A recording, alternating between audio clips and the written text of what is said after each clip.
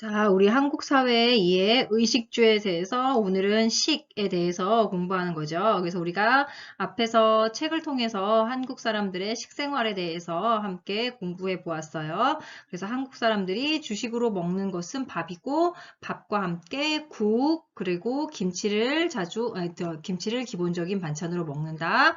그리고 한국인들은 무엇을 양념 세 가지, 장 세 가지, 간장, 고추장, 된장을 가지고 반찬이라든지 요리라든지 탕이라든지 음식을 만들 때 사용한다. 그리고 한국인들은 특별한 날 어떠한 음식을 먹는다? 떡이라는 음식을 만들어서 자주 먹는다. 그리고 한국 사람들은 막걸리나 동동주 같은 것들을 집에서 담궈 먹기도 한다. 자, 그리고 또 한국인들은 밥을 먹을 때 국과 밥이 있기 때문에 무엇이 필요하다? 숟가락과 젓가락을 사용한다 라는 것에 대해서 우리가 공부했어요. 그러면 이제 한국인들의 이러한 식생활이 어떻게 변화되어 왔는지, 또 어떠한 문화가 이러한 식생활에서 어떠한 문화가 또 새로 생겨났는지, 또 사회적 변화를 통해 사회의 변화와 함께 식생활은 어떻게 변화되어 왔는지 함께 공부해 보도록 할게요. 자, 우리가 음식은 이제 무엇을 어떻게 먹고 살아왔는가에 대해서 공부한다라고 이야기했어요. 자, 그러면 우리가 한국인들에 대해서 음식에 대해서 관련된 동영상을 먼저 하나 보도록 할게요. 예로부터 동방예의지국이라 스스로 자부하는 한국 사람들. 그만큼 한국인들은 예의를 무척 중시하는데요. 식사할 때라고 예외는 아닙니다. 지금부터 한국의 식사 예절에 대해 알려드릴게요. 첫째, 식사 시 자리에 앉을 때 아랫사람은 윗사람보다 나중에 앉아야 합니다. 수저를 들 때도 역시 윗사람이 먼저 수저를 들 때까지 기다려야죠. 이것은 윗사람에 대한 예의입니다. 둘째, 식사에 필요하지 않은 물건은 식탁에 올려두지 않습니다. 식사를 방해할 수 있는 물건, 예를 들면 휴대전화는 식탁 위에 올려두지 않는 것이 좋겠죠? 셋째, 식사 중에는 입속에 음식물이 나오지 않도록 조심히 말해야 합니다. 또 소리도 조심해야 하는데요. 자연스러운 대화를 나누는 것은 좋지만 음식을 씹는 소리나 국 마시는 소리, 쩝쩝대는 소리 등은 내지 않도록 해야 합니다. 넷째, 한국에서는 국이나 밥을 먹을 땐 숟가락으로, 반찬을 먹을 때는 젓가락을 이용하는데요. 이때 숟가락은 밥에 세워두지 않고 국그릇에 뉘어두어야 합니다. 보통 제사를 지낼 때 숟가락을 밥에 꽂아두기 때문에 한국에서는 식사를 할 때 숟가락을 절대 밥그릇에 꽂아두지 않고 국그릇에 둡니다. 또 수저를 사용할 때에는 숟가락과 젓가락을 동시에 사용하지 않는 것이 예의죠. 다섯째, 식사 속도를 상대방의 속도에 맞춥니다. 식사를 할 때 빠르게 먹는 사람도 있고 느리게 먹는 사람도 있기 마련인데요. 이럴 때는 서로가 서로의 속도를 맞춰주는 것이 좋습니다. 여섯째, 식사를 마치고 물로 가글은 NO! 식사를 마치고 치아에 낀 이물질을 빼느라 물로 가글을 하시는 분들이 종종 계신데요. 이러한 행동은 가급적 피하는 것이 좋습니다. 일곱째, 식사 전과 마찬가지로 식사 후에도 아랫사람은 윗사람이 식사를 마치고 일어나기 전까지 먼저 일어나지 않습니다. 어떠신가요? 한국의 식사 예절. 평상시 식사 예절에 대한 기준은 근래 들어 많이 흐려지고는 있지만 그래도 여전히 나보다 연세가 있으신 분들과의 식사자리나 특별히 격식을 차려야 하는 자리에서는 반드시 지켜야 하는 기본 예절이랍니다. 한국에서 예의 있는 사람 되기 어렵지 않죠?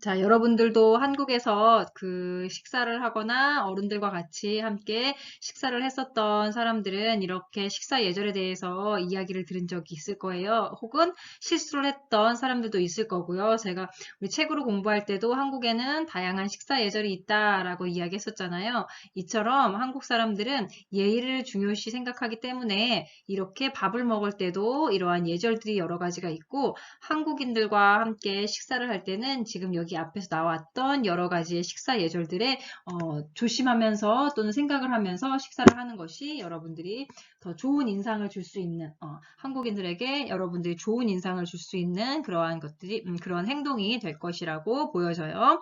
자, 그 다음에 우리가 또 책에서 공부했던 것 중에 한국인들은 밥을 먹을 때 무엇을 사용한다? 수저와 젓가락을 사용한다 라고 이야기했어요. 그런데 이런 수저와 젓가락은 한국만 사용하는 건 아니에요. 일본에서도 사용하고 중국에서도 사용하고 있어요. 그런데 이러한 수저와 젓가락을 사용하는 두 가지의 도구를 사용하는 문화는 지금 현재 한국에서만 있어요. 자, 이러한 문화들이 역사와 과거의 역사가 변화되고 식생활이 변화되고 그리고 새로운 그 사회가 변화되면서 다양한 문화가 발전하면서 이러한 변화들이 여러 가지로 나타나는데, 그러면 식사와 관련된 수저의 역사는 어떻게 변화되어 왔는지 한번 볼게요. 우리의 식문화는 밥, 국, 그리고 반찬으로 이루어진다. 그래서 식사 도구는 밥과 국을 떠먹는 숟가락, 그리고 반찬을 집는 젓가락이다. 수저를 모두 사용하는 것은 우리나라를 다른 아시아 국가와 구분짓는다. 우리 식사 도구 젓가락과 숟가락, 특히 숟가락이 주요 식사 도구로 사용되는 나라는 한국뿐이다. 항상 우리의 밥상의 주인공이었던 숟가락. 그렇지만 다른 나라에서는 보조적 역할에 그치고 있다.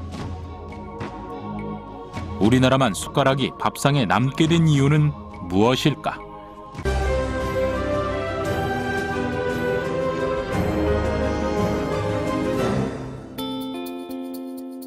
끼니를 해결하는 일은 과거와 현재 그리고 미래에도 인간에게 가장 중요한 일일 것이다. 우리의 일상적인 밥상이다. 밥, 국, 반찬으로 이루어져 있다. 그리고 이것들을 먹을 수 있게 하는 것, 바로 수저와 젓가락이다. 우리는 숟가락과 젓가락을 합쳐 수저라 부른다. 그리고 수저는 숟가락을 높여 부르는 말이라는 뜻도 가지고 있다. 사실 숟가락은 중국에서 건너왔다. 특히 중국 사람들은 서기 2000년 전부터 뼈나 청동기로 만든 숟가락을 사용했다. 그런데 중국은 한나라식이 새로운 곡물을 받아들인다. 바로 밀이다. 중국의 화북 지역에서 밀농사를 지으면서 수제비 형태의 음식이 발달했다. 이때까지만 해도 숟가락으로 수제비를 떠먹었다. 그리고 원나라 때 국수를 만드는 기술이 발달한다. 국수의 발달은 수저 사용을 퇴보시킨다. 결국 12, 13세기에는 젓가락 위주로 국수나 만두를 먹게 되며 중국의 밥상에서 숟가락의 역할은 현저히 줄었다.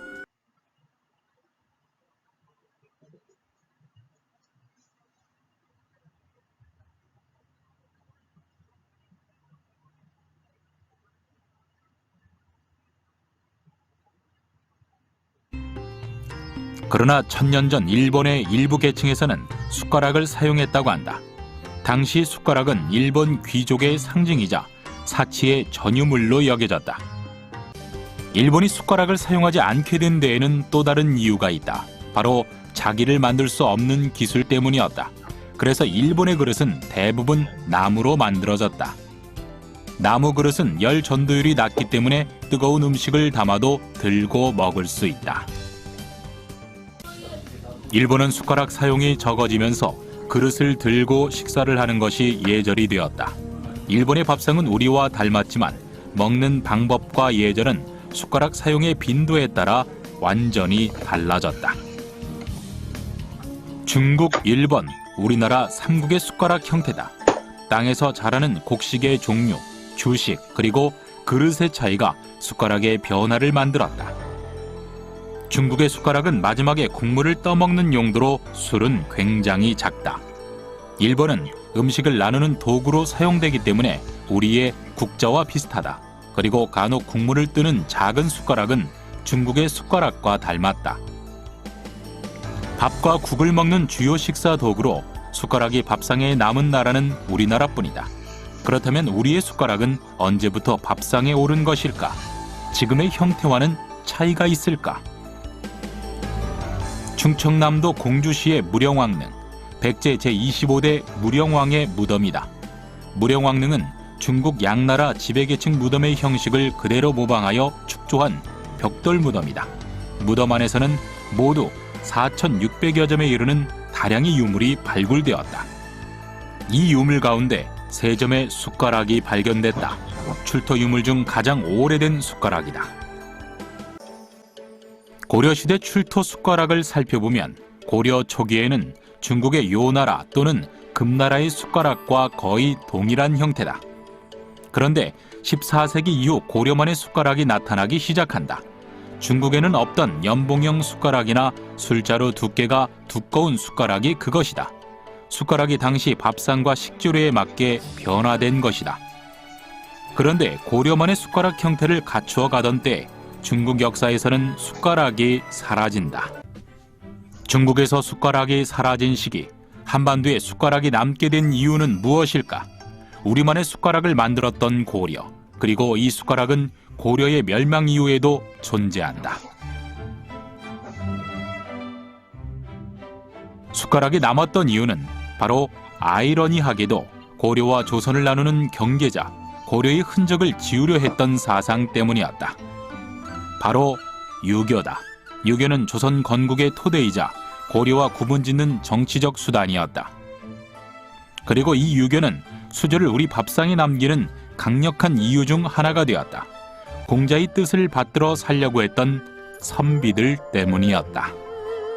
가래는 조선 사대부가의 생활 근간이 되었다.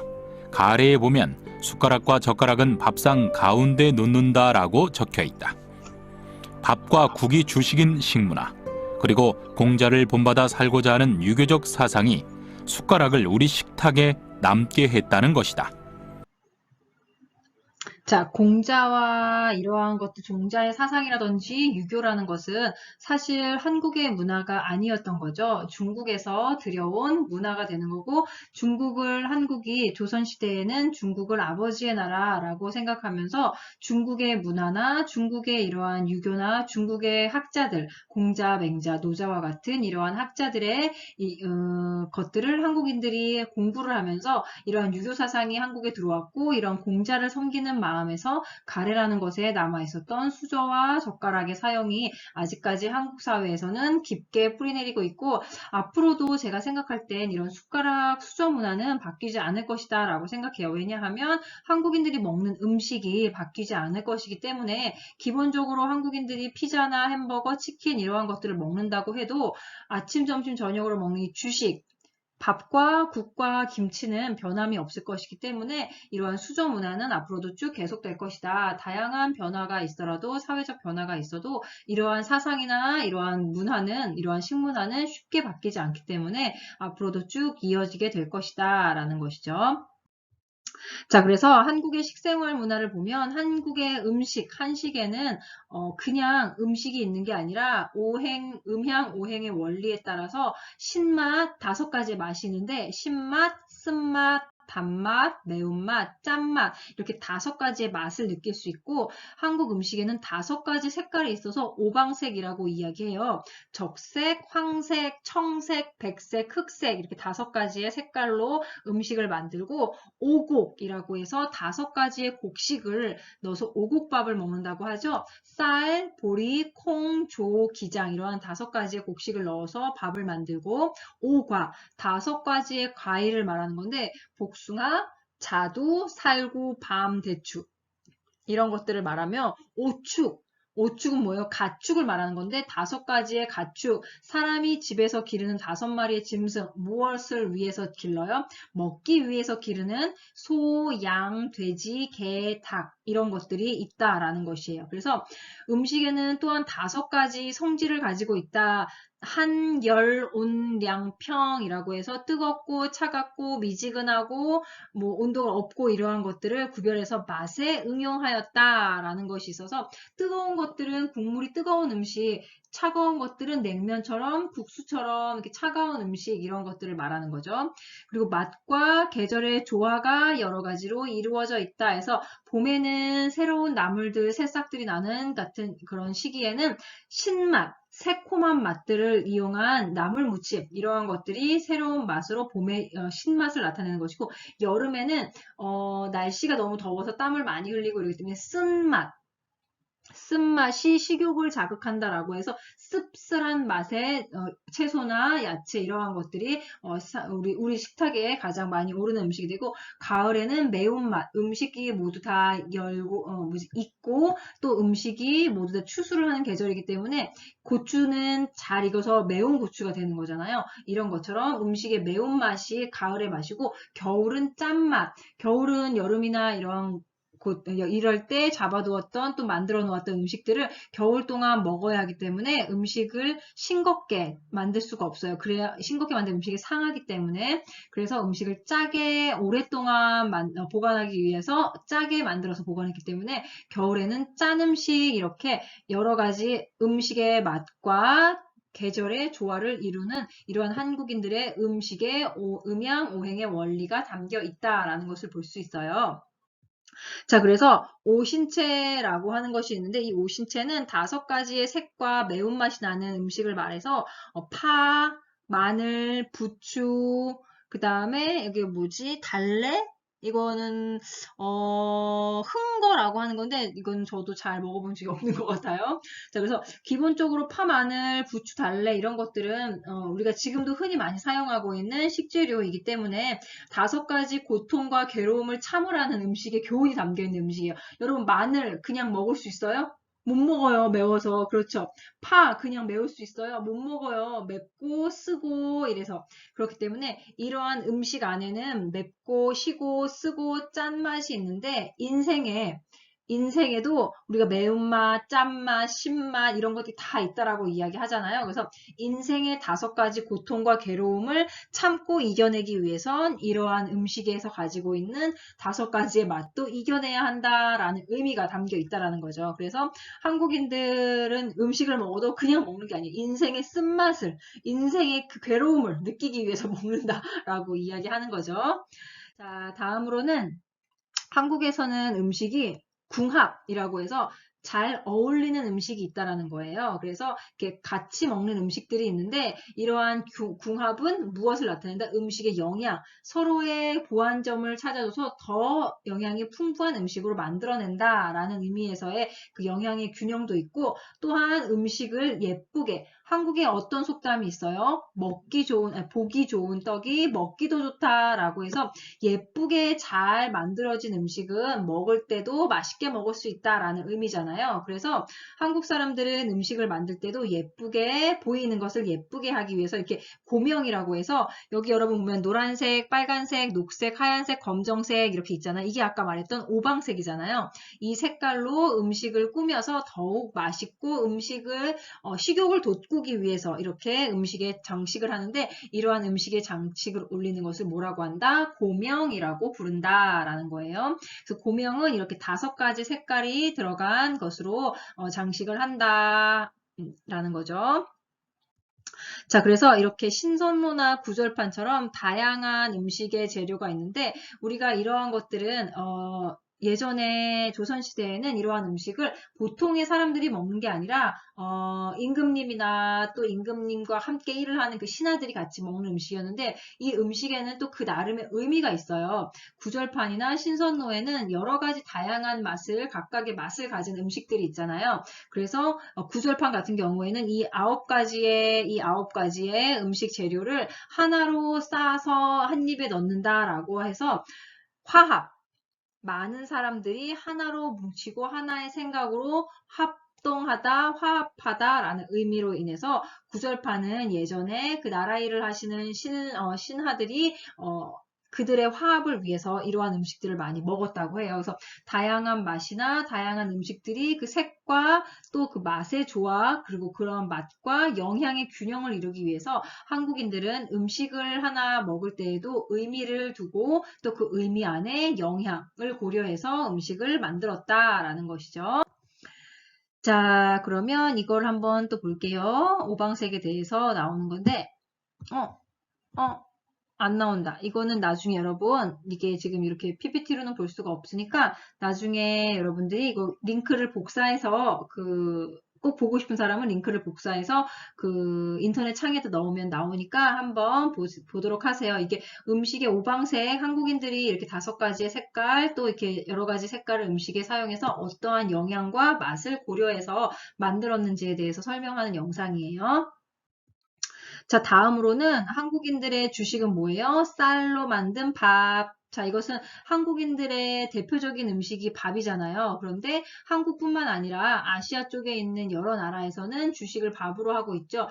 중국도 밥인가? 중국 미엔바오라고 해서 뭐 밀가루와 관련된 음식일 수도 있고, 또 그 다음에 이제 베트남 같은 경우도 이제 쌀국수인가 생각했는데 이제 베트남도 이제 밥이 주식인 경우가 많이 있더라고요. 그래서 한국처럼 동남아시아에 있는 여러 나라들은 쌀을 또는 쌀로 만든 이러한 것들이 주식이 되는 경우가 많이 있더라. 그런데 한국의 대표적인 주식은 밥이 된다라는 거죠. 그래서 주로 흰밥을 먹지만 요즘에는 여러 사람들이 건강하게 식생활을 유지하고 밥을 먹으면서도 건강을 유지하기 위해서 잡곡밥 또는 이제 현미밥을 많이 먹는데 이러한 것들은 이제 건강에 도움을 준다라는 의미에서 먹고 보통은 대부분 하얀 쌀밥, 흰 쌀밥을 가장 많이 먹어요.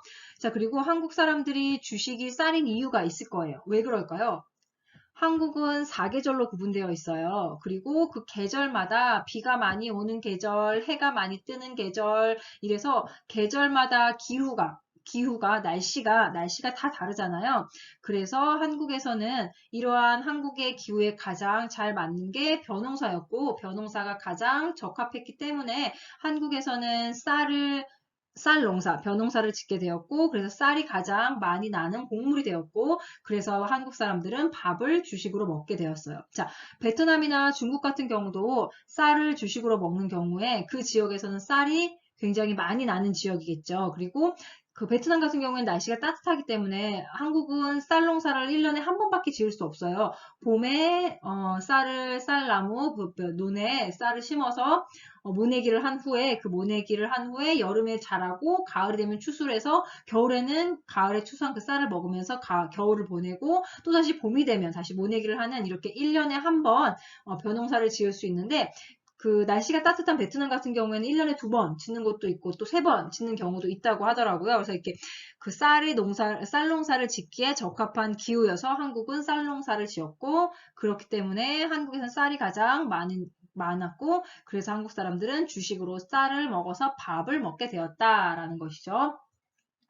자, 그래서 벼농사를 주로 하면서 그 외에는 보리, 조, 콩, 팥, 녹두, 밀 이러한 것들을 또 농사를 짓기도 했다. 그래서 여러 곡물을 농사를 지어서 또 이러한 곡물을 가지고 밥을 만들어 먹기도 했지만 죽을 만들어 먹기도 하고 또 떡을 만들어 먹기도 하고 술을 만들어서 먹는 것, 술을 빚다라고 이야기해요. 그래서 술을 만들어 먹기도 하고 고추장이나 된장이나 간장을 만들기도 했다. 그래서 곡물을 이용한 다양한 조리 방법, 요리법, 이런 가공법들이 발달하게 되었다. 자, 그러면 한국에서는 쌀 이외에도 다양한 곡물 농사가 잘 되었기 때문에 우리 고추장을 뭘로 만들어요?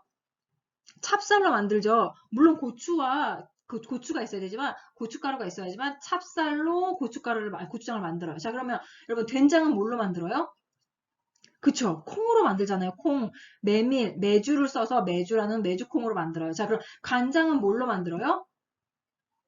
콩, 메주, 우리 만든 메주 있죠? 메주와 소금으로 만드는 게 간장이에요. 자, 그렇기 때문에 한국인들이 먹는 것들은 다 이렇게 곡물을 기본으로 해서 만들 수 있는 재료를 가지고 한국의 음식이 발달해 왔다라는 것들을 알 수 있어요. 자, 한국에서는 왜 이러한 곡물 농사가 발달되었다? 한국은 사계절을 가지고 있고 이러한 날씨가 곡물 농사를 짓기에 가장 알맞았기 때문에 이러한 것들이 발달하게 되었다라는 것을 기억하시면 됩니다.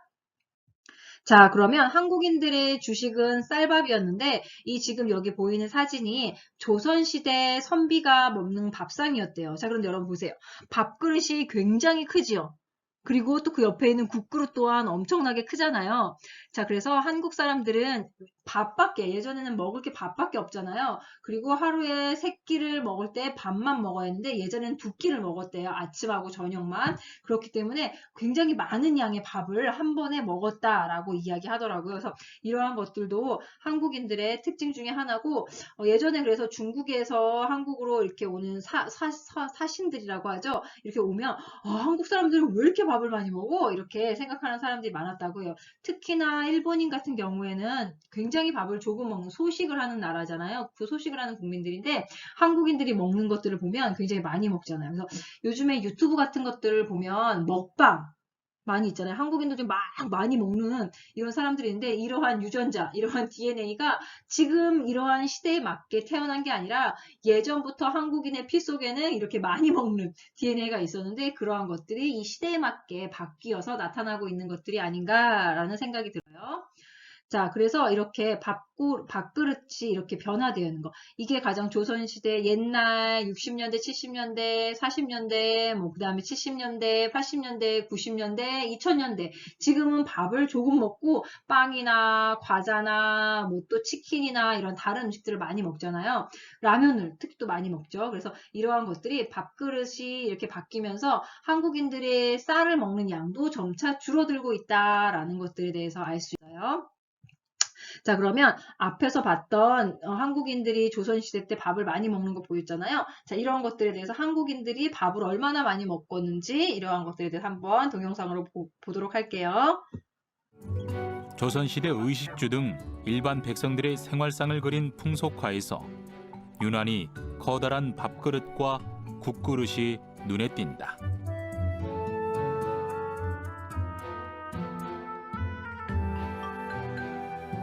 조선 후기 기록을 보면 당시 한 끼 식사 때 먹은 밥의 양이 성인 남자 7홉, 여자 5홉, 아동 3홉, 어린아이 2홉이라고 나와 있다. 1홉은 약 180ml, 남자 어른의 한 끼 밥량이 무려 1260ml, 1.2L가 된다. 콜라나 사이다 같은 탄산 음료를 담는 페트병을 가득 채울 만큼 어마어마한 양이다.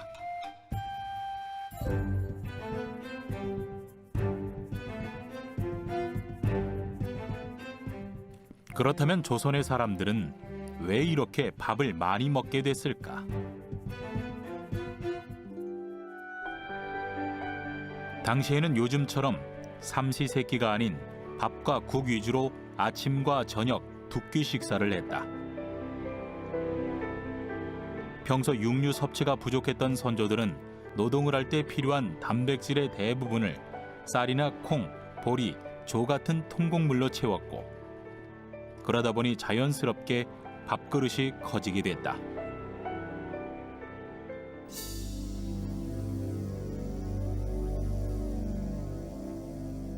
반면 하루에 5끼를 먹는 왕의 수라상은 대원 반상과 소원 반상, 곁상까지 3개 이상에서 기본 밥, 국, 김치, 장, 젖국 이외에 12가지 반찬이 올라가는 12첩 반상을 받는 것이 원칙이었다.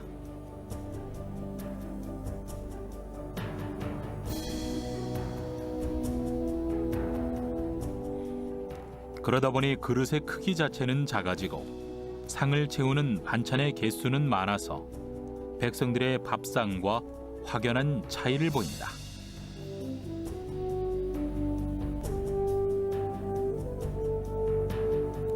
이렇게 밥심으로 살았던 한국인들은 1980년대 이후부터 쌀 소비량이 급속하게 줄어들면서 밥그릇의 크기도 점점 줄고 있다.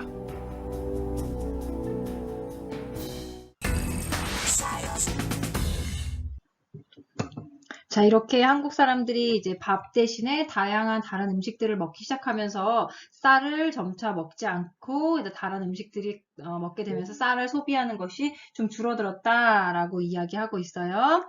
자, 그러면 다음으로는 조선시 이제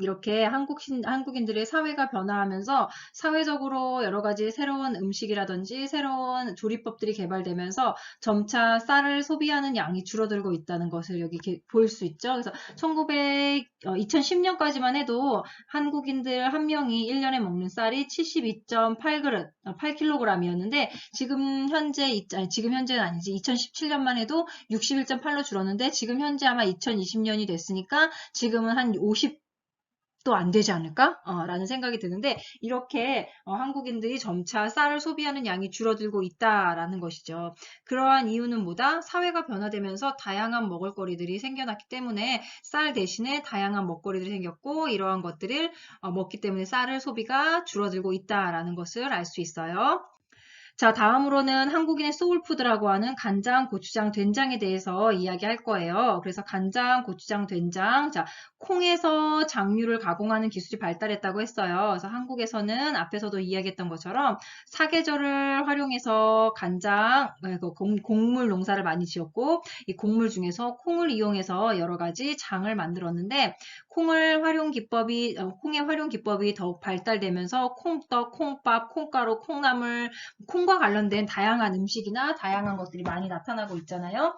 그래서 한국인들은 이러한 장 종류를 많이 만들어서 음식을 만들 때 사용하고 있는데 장은 모든 음식의 맛에 으뜸이 된다 해서 장 맛이 좋으면 그 집의 음식 맛이 좋고 그 집의 음식 맛이 좋으면 장 맛이 좋아서이다 라는 말이 있어요.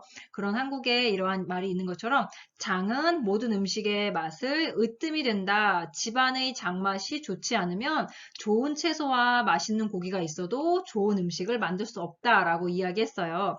그래서 여러 가지 좋은 맛을 장이 맛이 좋을 때, 장이 맛이 좋을 때는 어떠한 음식을 해도 다 맛있다라고 이야기하는데 정말로 맞아요. 된장이 맛있으면 아무리 된장국을 못 끓이는 사람이 된장국을 끓여도 된장국이 맛있어요. 그런데 그 된장이 맛이 없으면 정말로 요리를 잘하는 사람이 된장국을 끓여도 그 된장국이 맛이 없더라고요. 그래서 정말로 장맛이 그 집안의 음식 맛을 좌우한다는 거 정말 맞는 말인 것 같아요. 자, 그래서 우리 한국 사람들은 콩과 채소를 같이 먹는 식생활을 기본적으로 하면서 밥에다가도 무엇을 넣어 먹어요? 콩을 넣어 먹죠. 그리고 콩으로 만든 두부 요리도 많이 있죠. 그래서 이렇게 콩과 관련돼서 또 콩을 가공해서 만드는 요리들이 굉장히 많이 있다. 그리고 우리 가장 많이 먹는 음식 뭐예요? 콩나물, 그쵸? 이러한 것들이 다 콩을 이용해서 만들었다라는 것들입니다. 자, 여기에서 보면 우리가 간장이나 된장이나 고추장과 관련된 장에 대해서 나오는 건데 이게 너무 길어서 끝까지 다 볼 수가 없으니까 넘어가고 자, 그 다음에 이제 나오는 것이 한국인의 소울푸드 하면 또 하나 뭐가 있어요? 김치! 그렇죠. 김치가 있어요. 한국은 긴 겨울 동안 몇 개월, 3개월 또는 그러니까 12월, 1월, 2월, 3월 정도까지 한 3, 4개월 정도 계속 날씨가 추워서 신선한 채소나 이러한 그 배추, 무 이러한 것들이 신선하게 우리가 키워서 먹을 수가 없어요. 날씨가 춥기 때문에. 그쵸? 자, 이러한 조건에서 신선한 채소를 보관하기 위해서 개발한 것이 뭐다? 김치라는 거예요. 우리가 겨울에도 어쨌거나 채소를 먹어야 하는데 이걸 보관할 수 있는 방법은 김치로 만들어서 이 김치를 땅속에 보관해서 이 김치가 상하지 않도록 해서 계속해서 겨울에도 먹을 수 있도록 하는 게 그러한 음식 문화가 김장 문화를 만들었고 이러한 것이 김치를 어떻게 보관해야 하냐, 어떻게 발효시켜야 하느냐 이런 것들에 대한 그 방법에 대해서 알 수 있게 되는 한국의 그 의식주 문화에 나타나는 거죠. 그래서 김치의 역사는 채소와 재배법이 발달하면서 다른 음식과 발달도 연계되어 있는데 삼국시대까지는 이제 소금에 절여서 또는 간장에 절여서 소금과 술 또는 그 여러 가지 다른 것들과 함께 만들어서 동치미, 짠지, 장아찌라는 음식들이 많이 있었는데 이제 이런 음식들도 시대에 따라서 조금씩 변화가 되었다라는 거예요. 근데 지금도 동치미 를 먹고 짠지도 먹고 장아찌도 먹어요. 그런데 이러한 음식들이 조금씩 변화되면서 좀 더 맛있게 좀 다양하게 변화되어서 지금 현재도 많은 이들이 먹고 있다. 그리고 김장은 지금도 많은 그 지역에서는 농촌이나 또는 여러 그 집안마다 다 다른데 그 가족이 많은 집에서는 아직도 김장을 하고 있다라는 거, 이러한 것들 김장 문화가 아직도 이어지고 있다라는 거.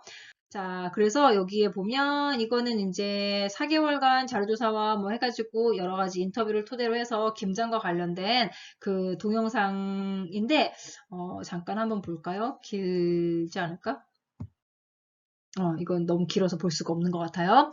자, 그래서 그 다음에 이제 한국인들은 앞에서도 이야기했지만 한국인들은 음식을 할 때 양을 굉장히 중요하게 생각해요. 그래서 음식은 많아야 된다. 다른 사람들이 먹고 남아야지 음식을 먹다가 더 먹어야 되는데 음식이 없어야 하면 이거는 굉장히 마음이 아프고 내가 죄송한 거고 내가 사람을 초대해서 음식을 대접하는 입장이라면 이건 굉장히 미안한 상황이 되는 거예요.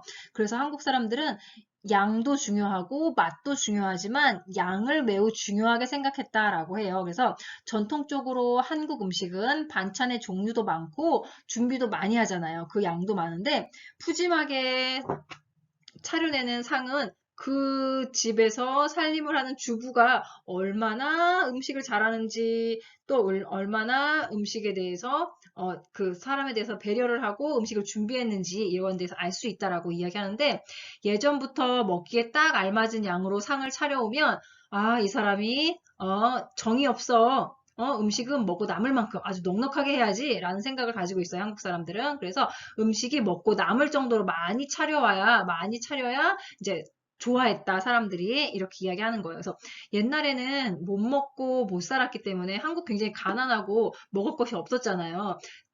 전쟁이 끝나고 한국에서는 아무것도 남는 게 없었기 때문에 음식도 없었고 그래서 이렇게 먹는 것을 굉장히 집착한다고 해야 되나? 먹는 것을 굉장히 중요하게 생각하는 사람들이에요. 그래서 한국 사람들을 만나면 가장 먼저 하는 인사가 뭐예요? 밥 먹었니? 그래, 우리 언제 한번 밥 먹자. 여러분들 많이 들어봤을 거예요. 그쵸? 한국 사람들에게는 먹는 것이란 이렇게 굉장히 중요한, 사회적으로도, 일상적으로도, 개인적으로도 매우 중요한 것 중에 하나가 음식인데, 음식이, 누군가에게 대접을 하려고 하면 그 맛도 중요하지만 양도 중요하다라고 이야기하는 거예요. 그래서 식사를 대접할 때 손님이 먹고 남는 음식이 남으면 괜찮아요. 하지만 음식이 없어서 모자라면 이것은 손님에게도 미안하고 나도 되게 부끄럽고 하는 이러한 상황이 만들어지는 거예요. 그래서 한국인들은 항상 음식을 많이 차리고 다양한 음식을 많이 차리는 것이 미덕이다, 좋은 거다, 당연한 거다라고 생각을 했다라는 거예요.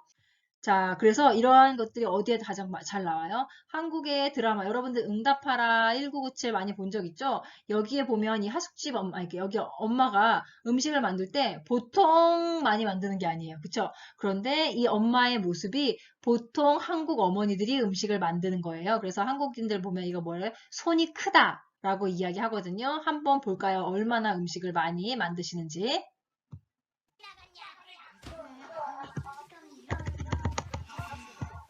어머니 잔치할 겁니까? 아닌데 우리 물긴데. 100명도 더 묻겠는데요. 맞나? 못다 모자라는 것보다 낫다. 그쵸? 먹다가 모자라는 것보다 낫다라고 이야기하잖아요. 아따 뭔 제사상에 동남아 과일을 올려놓은데 하나나를 참말로. 어머니. 아따 이 사람아 뭔 고기 산적을 이렇게나 많이 했대. 참말로. 아이고. 아우 우리 아버님 제사 음식 드시다가 배 터져 다시 돌아가시겠네. 아 참 임자 저기 검정 봉다리 하나만 줄란가? 와. 요거 하나만 이렇게 갖고 가면 안주는 필요 없겠어. 하나 갖고 누구 코에 붙일라고 한 8개는 잘라가자. 아따 이 사람아. 어제부터 뭔 잡지만 이렇게 계속 그냥 잔뜩 내놓은데 뭔 딴 반찬 없대. 이거 먹고 그냥 똥 싸면 순대가 돼서 나온다 할게 그냥. 그냥 주는 대로 먹어라. 그래.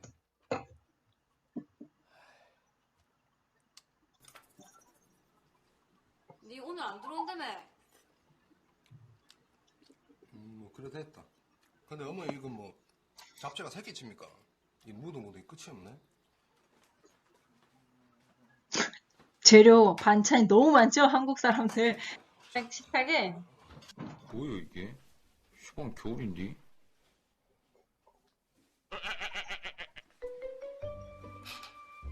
한국 사람들은 겨울에는 따뜻한 음식, 여름에는 차가운 음식을 먹는 거죠. 먹어보긴 또 처음이네요. 콩국수는 여름에 시원하게 먹는 거죠. 깨지겠는데요. 나 올라가고 파카 좀 입고 와야 되겠다. 그냥 처먹어!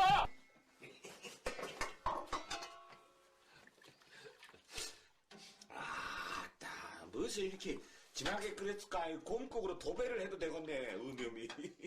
밖에 한 점 더 있다. 한 통 더 있다고? 아따 이 사람 뭐 준이 목욕시키려고 한가? 이래서 내가 뭘 못 시킨다니까. 뭐 한번 했다 가면 손만 대면 그냥 100톤이야 니 기를 거. 내 양조절 안 되는 거 모르나? 아이씨. 다이나믹 파워 캐피타 기아 산업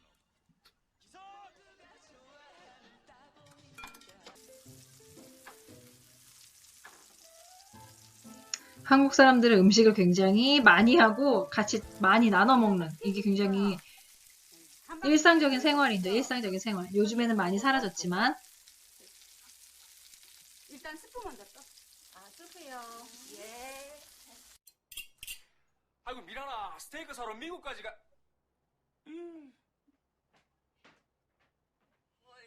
어이구 조심해라. 스프를 이렇게 많이 먹는 거 아니잖아요. 그쵸? 스프는 조금 먹는 건데 이렇게 많이 주는 거죠. 교수 목욕을 해도 2박 3일은 하겠는데요. 자, 꼬막이 나왔습니다. 정말 많죠. 이 사람아. 아니 뭐 벌써 꼬막이 씨를 말려 그러는 거 아니면 뭐 꼬막하고 뭐 억하신 적 있어? 어? 와, 그래가 당신 신랑. 아이 싫기는 좋아서 우리 앞에 사람이 싹지가 더 힘들겠네. 진짜? 큰 누나 그럼 판사 되는 거야? 하모. 야, 소세지, 두부, 콩나물.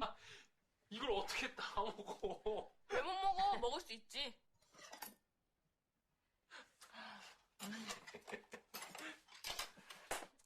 어른이 먼저 들만 먹는 거에 가시네. 어른이. 많이 먹어, 많이 먹어. 아이고.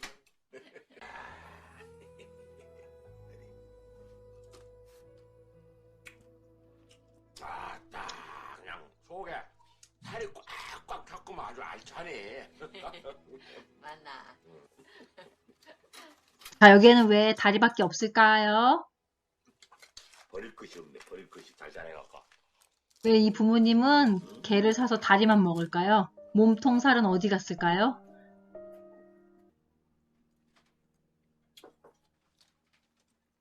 그렇죠. 자식들한테 다 보내고 자리만 먹는 거예요.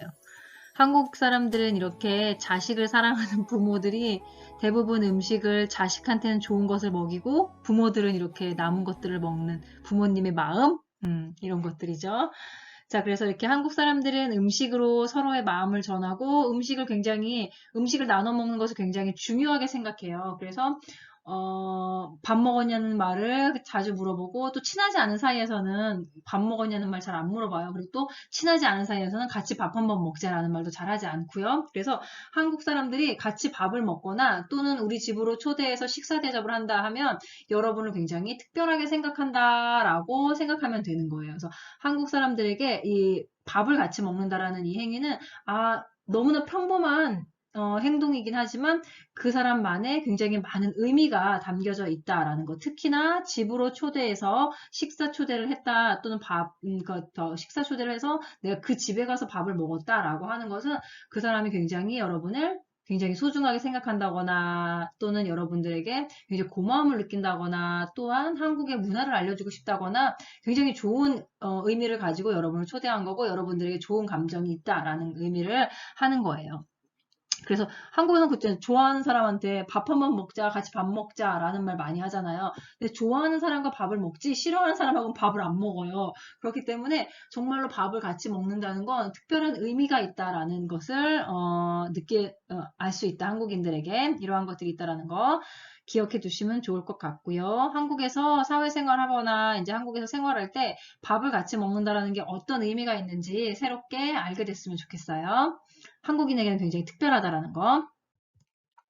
자, 그래서 이렇게 한국인들은 이제 양을 중요하게 생각하는 한국 사람들이 이제 한국 사람들이기 때문에 상차림도 굉장히 다양하다라고 해서 상을 차림의 종류는 일상적인 상에서 차려내는 주식에 따라 나누고 또 상 차리는 목적에 따라서 여러 가지 상으로 나눠지는데 일반적으로 이제 대부분 이게 밥상에는 밥과 반찬이 주로 상에 올라가고 죽상이라고 있어요. 그래서 죽을 주식으로 밥이 아니라 죽을 먹는 사람들에게는 죽상이라고 하는데 그리고 이제 면과 같이 칼국수나 수제비나 라면 같은 뭐 만둣국, 떡국 이런 것들 이제 면상이라고 하고 손님을 대접할 때는 교자상, 그다음에 이제 술을 내올 때는 주안상, 또 이제 차와 이제 과자 이런 것들 다과상이라고 이야기해서 이렇게 그 상의 메인으로 올라가는 것, 상의 목적이 무엇이냐라는 의미에 따라서 이렇게 상 차림에 대한 이름도 다양하게 나뉜다라고 이야기해요.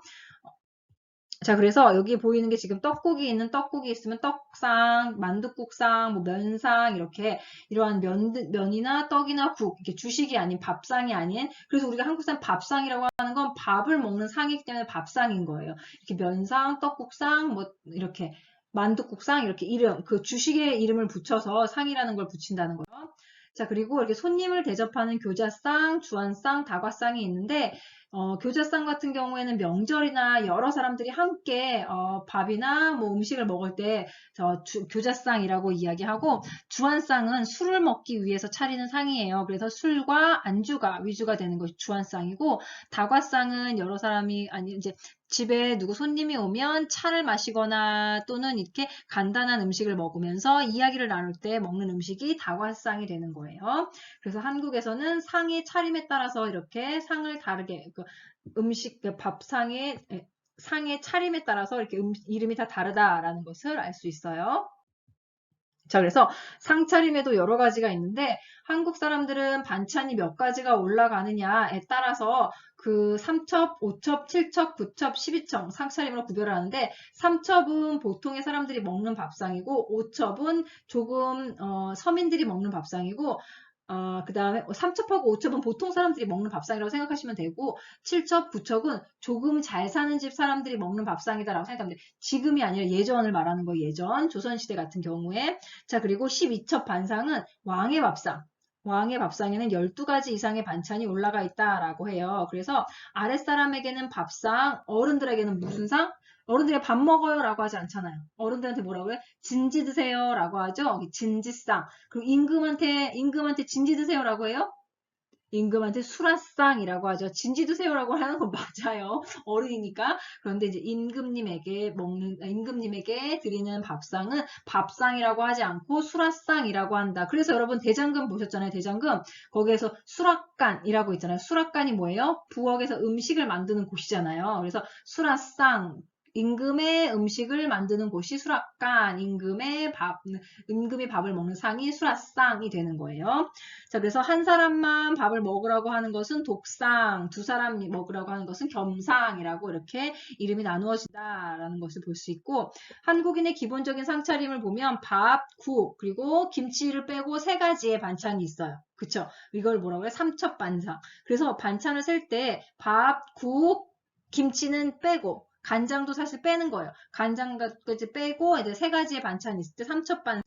자, 그러면 여기는 몇 첩이에요? 밥, 국, 김치, 간장, 초간장 이거 빼면은 5첩 반상이 되는 거예요. 그렇죠? 5가지의 음식이 있고, 여기는 7첩 반상. 그거 이외에 7가지의 반찬이 있다라는 거죠. 그리고 9첩 반상은 우리가 기본적인 밥, 국, 간장 종류 빼고 김치 빼면 그 다음에 있는 것들이 이제 반찬이 돼서 9첩 반상 9가지의 반찬이 된다라고 하는 거예요. 자, 그래서 한국인들은 이거는 임금님 밥상 12첩 반상이 되는 거예요. 한 상에 다 올릴 수 없어서 이렇게 따로 준비를 하는 거죠. 그래서 한국인들은 이렇게 반찬의 개수에 따라서 누가 먹느냐, 또 어떠한 신분을 가지고 있느냐 이런 것들도 알 수 있었다. 그리고 그 집에 잘 사는 집이냐, 어느 정도 못 사는 집이냐, 왕이 먹는 상이냐 이런 것도 다 반찬의 개수를 보고 판단할 수 있었다라는 거죠. 물론 지금은 아니에요, 여러분. 자, 그래서 외국인이 한국에 살면서 어떤 음식을 가장 좋아할까? 여러분들은 어떤 음식을 가장 좋아하세요?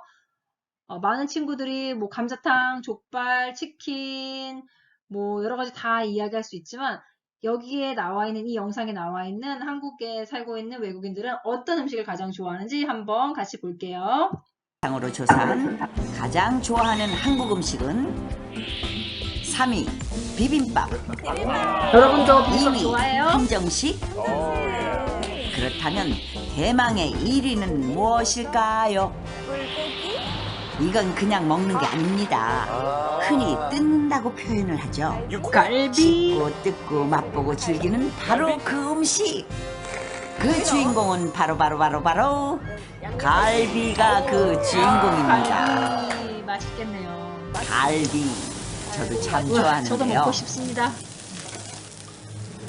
너무 맛있겠다. 여러분 한국에서 이렇게 갈비 한국의 먹어봤어요? 갈비 맛을 보여주기 위해 아들까지 데려온 브래드 피트부터